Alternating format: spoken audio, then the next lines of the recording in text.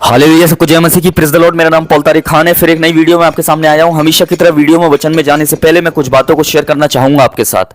इस बात को ध्यान रखें कि जब हम हार जो पैदा हुए वो हार नहीं थी, पर जो मरने से पहले हार मान लेते हैं वो हार होती है। इस बात को ध्यान रखें।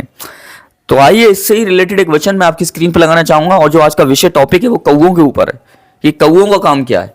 जैसे आप पीछे स्क्रीन पे देख रहे होंगे कि ये कौवे हैं और इनका काम क्या है।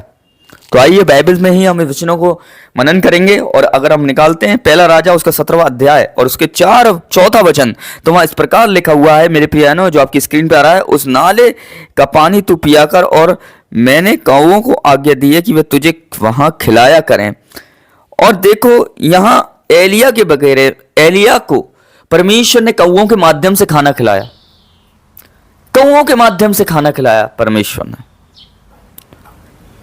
देखो वो कैसे अपने नबियों को, कैसे अपने दासों के खाने को इंतजाम करता है, कैसे अपने दासों के लिए रोजी रोटी का इंतजाम करता है।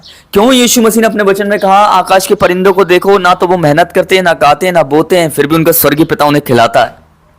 देखो, लय व्यवस्था में जो कौवा एक अशुद्ध पक्षी माना गया है, और जो अशुद्ध पक्षियों को खिला सकता है, तो क्या वो शुद्ध पक्षियों को नहीं खिलाएगा? जो पापियों को खिला सकता है, तो क्या वो धर्मियों को नहीं खिलाएगा? और देखो, यहां हमें सुनने को मिलता है कि कौवे, उसने ऐसे पक्षी को जरिया बनाया परमेश्वर ने, जिसके जरिए से एलिया तक खाना पहुंच सके। जिस पक्षी को लय व्यवस्था में उसने अशुद्ध ठहराया, उसी पक्षी को वो क्या कर रहा है? परमेश्वर अपनी महिमा के लिए इस्तेमाल कर रहा है। कौवे का काम क्या होता है?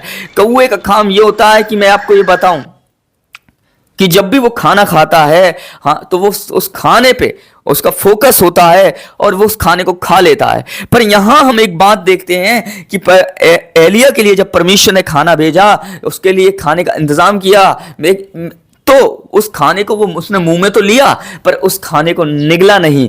क्यों नहीं निगला? क्योंकि वो जानता था, पक्षी, ये खाना मेरा नहीं है, ये खाना एलिया का है, एलिया का है।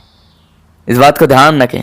अगर एक पक्षी है और उसके मुंह में एक मांस का गोश्त है, अगर वो चबा रहा है उसकी चोंच में, पर वो निगल नहीं रहा है, मेरे प्रिय भाई बहनों, ये इस बात का साइन है कि वो काम खुदा की तरफ से है।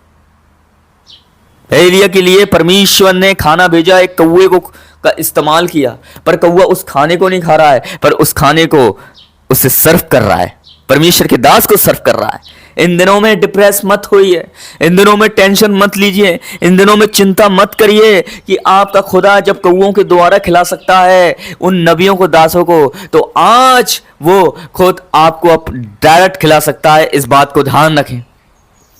एक पक्षी का स्वभाव ही होता है, एक जानवर का स्वभाव ही होता है कि कोई खाना उसे मिल जाए तो क्या वो उसे छोड़ेगा? दूसरे को नहीं, वो सबसे पहले खुद उस खाने को खाएगा। पर जहां खुद परमेश्वर की आज्ञाएं होती हैं, मेरे प्रिय भाई बहनों, वहां काम सफल होते हैं। इस बात को ध्यान रखें।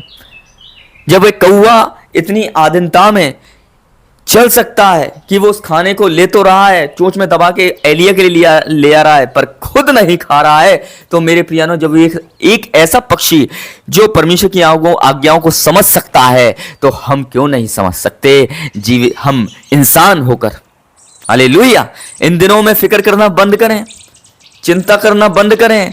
मैं इस बात को कहना चाहता हूं, चिंता एक सही बात है, संसारिक मुहावरे से बात करूं तो चिंता चिता के बराबर है, पर जो लोग चिंता नहीं करते हैं, खुदा उनके लिए उस चिंता को अनंत जीवन में बदल देता है। इस बात को ध्यान रखें। कौवों का स्वभाव ही यही होता है मेरे प्रियानो। ये बहुत होशियार होते हैं, ये बहुत चालाक होते हैं, ये बहुत चतुर होते हैं मेरे प्रियानो। हर चीज में अवेयरनेस होते हैं और पक्षियों की तुलना में बहुत ज्यादा चालाक होते हैं। पर ये देखो, परमेश्वर ने ऐसे ही पक्षी का क्या किया? उड़ने वाले पक्षी का इस्तेमाल किया, क्योंकि परमेश्वर जानता है कि होशियारों को, चतुरों को मुझे चुनना है। पहले मूर्खों को चुना था, पर पहले इसलिए चुना था ताकि वो इन दिनों में चतुर बन जाए खुदा के किंगडम में, खुदा के काम के लिए, दुनिया के लिए नहीं। इस बात को ध्यान रखें। कौवों का काम ही यही होता है, जानवर का काम ही यही होता है, पहले अपने बारे में सोचना, पर वो अपने बारे में नहीं सोच रहा, दूसरे को खिला रहा है। इस बात को ध्यान रखें।